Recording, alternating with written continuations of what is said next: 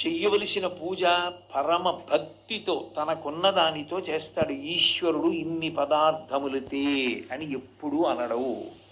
నీకు శక్తి ఉంది పట్రా, నీకు శక్తి లేదు, కనీసం చేస్తే చాలు. శివుడికి మారేడు దళం, నారాయణుడికి తులసి దళం. అది కూడా ఈ రెండిటికి ఉన్న గౌరవం ఏమిటంటే మీరు అప్పటికప్పుడు కోసి తేవాలని నియమం లేదు. ఎండిపోయినవైనా పూజ చేసుకోవచ్చు. మిగిలిన వారికి అక్షత చాలు అంది శాస్త్రం. మిగిలిన వారందరికీ కూడా కేవలం అక్షత. అంటే నేను పరమ కింద పూజ, మనసు నిండా భక్తి ఉండి చేయడానికి ఎక్కువ పదార్థం తేలేని వారు కూడా పూజ చేయవచ్చు. చిన్న పళ్ళెంలో ఇవి పెట్టుకుని పూజ చేసేసి ఇవి తీసేసి ఒక భరిణిలో పెట్టి మూత పెట్టేస్తారు. మూత పెట్టేసి తీసుకెళ్ళి ఎక్కడో ఓ గూట్లో పెట్టేసుకుంటాడు. పెట్టుకుని పూజ పూర్తయిపోయింది.